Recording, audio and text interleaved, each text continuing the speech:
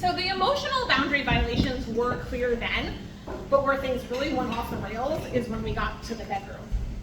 So Christoph and I, on our 4th date, had not yet slept together, and we went to see a matinee performance of Frozen at the North Shore Music Theater, as one does. And nothing, of course, gets you going more than a little daytime Disney musical theater. So when we got back to his condo in Cambridge, things started to heat up. Clothes started to come off. I was like, my energy is getting healed. Yes, I'm ready. So ready. So he goes to his dresser and he pulls out what I expect to be a condom. And it is, but there are 2 other things too. First of all, a cock ring. I'm like, I've never seen this before, and by the way, we did not discuss this in advance. So I asked him, what's that for? And he says, somewhat doubtfully, you'll find out. Okay. And I know these can be used for ED, but he's already ready. So I don't know what's up other than him. Then he pulls out a tube of lube. How insulting! Excuse me, like, I do not need that, thank you very much. In fact, you need to check your hands, sir, because I am all good in that area. In fact, I am so acclaimed for not needing that I have been given the esteemed name. But the last person I had a lot of sex with, who is a 27-year-old pilot, then I am a waterfall in that area. So, I'm gonna fix her upper like the boy Christoph. Put that away. So, yes. So, we do have sex. And, you guys, this man has the same expression on his face the entire time. It does not change at all. I'm going to recreate it for you now.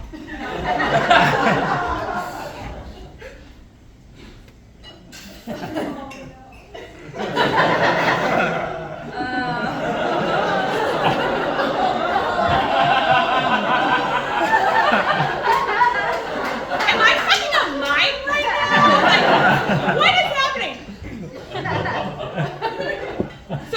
So we stopped. I wouldn't say we finished, but we stopped. And I have so many questions, but he turns to me first, and he says, are you wondering what I'm thinking about your body?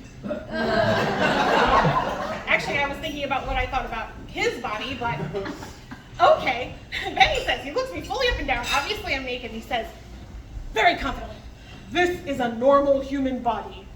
Thank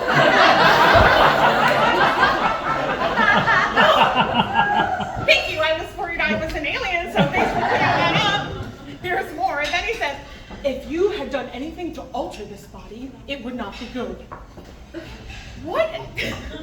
So he's thinking that I'm thinking that I'm wondering if he's thinking that I should have gotten a boob job or something? Like, what does this mean? Like, they're not huge, but, you know, they've served me well. So then, I don't know because of that facial expression for sure, so I asked him, did you finish? No, I was churning the energy. Okay, energy healer. Got it. Well, I certainly didn't finish because who could when you expect penetration from a man and instead get penetration from a mime? Didn't exactly inspire me to let it go, can't hold it back. There was nothing to hold back, nothing. But then he wants to reassure me. But it's not your fault. I don't want you to feel that. It's not you. Like, okay. I'm not worried about that. You've clearly got your own thing going on over there. Not too worried about it. But I was wondering if you even enjoyed it. So I said, were you enjoying that? I couldn't tell from your facial expression. Then he gets kind of annoyed. He's like, well, if you think about a masculine energy, it's not going, I'm sorry. So he thinks that if he expresses pleasure at having sex with a woman, he's gonna seem like he's a woman instead of a man. Is he worried that I think he's a lesbian? Like, what is happening? So, also, like, I've slept with plenty of guys. I mean a reasonable amount, of course. And they all seemed like they were enjoying enjoying it. It's a very normal thing. But, I mean, I guess there was this one guy who, actually, he was wearing a thong, and he did seem really bored when we were having sex, but I have a feeling that maybe because of the underwear, maybe he would have preferred somebody who identified more with an eggplant emoji than with a peach emoji. I don't know. But I digress. So, then I'm going to ask again about the cock ring, since he didn't tell me the first time I asked. And he says, well, it hurts a little bit, and it makes the erection harder. And then this triggers my empath response. I'm like, oh, no, you don't have to do that for me. Like, I don't want you to hurt yourself, et cetera, et cetera. So I'm also thinking, though, it's the first time we've slept together. Like, bells and whistles are not required at this point, honestly. Like, hard-ish is still going to be the only dick I've had inside me recently. So don't worry about it, buddy. Not to mention the fact that cock rings can cause penis strangulation.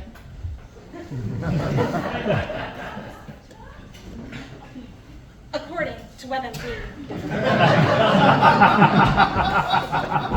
Hard plastic or metal cock rings that fit poorly, get stuck, or are left on for too long, and pose a risk of penis strangulation. This is a medical emergency that happens when circulation to your penis is cut off. Don't say you didn't learn anything today. So then he says, some people like painful sex. Okay, so he wants the penis strangulation. Got it, that makes sense. But then he starts to paint a picture for me. If you think about the act of sex, it's not a pleasant act. It's not?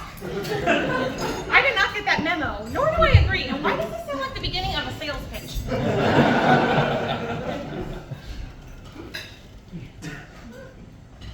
Guys, in true musical theater style, we've reached the point at which words are not enough.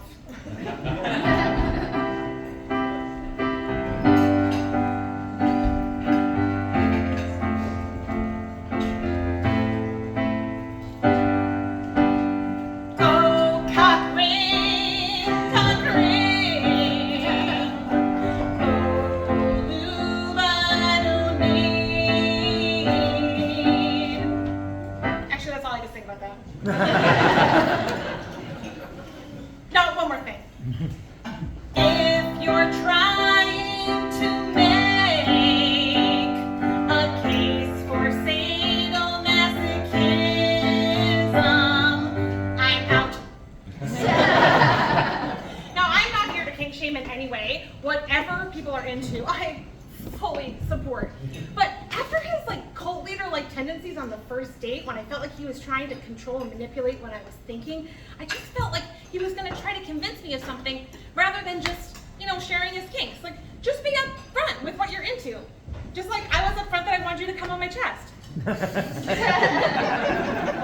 Poor Bill. Oh my God. So, after that deeply awkward sexual encounter, and I really meant one more the next day just to make sure it really was that bad, and it really was, I decided to opt out of further mime sex, and I ended things with Christoph, or was it Hans? Now, one of the things that I find the most difficult about the end of our relationship, or even just dating briefly, is the loss of physical contact. I mean, in terms of sex, it's like, great, now I'm in a dick desert. Where my next dick is coming from, it's just like cacti as far as the eye can see. They're very phallic, but since I don't like pain with sex, it doesn't really help.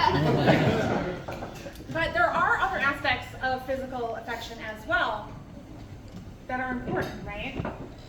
And while I might not be a sadomasochist, I do have a little bit of an addiction of my own. Do you guys want to know what it is? Yes. I'm a snuggle addict. That is my middle name, snuggle addict. Boys come and play my snuggly game, just to lay right down. Lift up your arm, I'm gonna get in your nook. I won't do you no harm. Just give me some of that sweet snuggle potion, also known as pure oxytocin.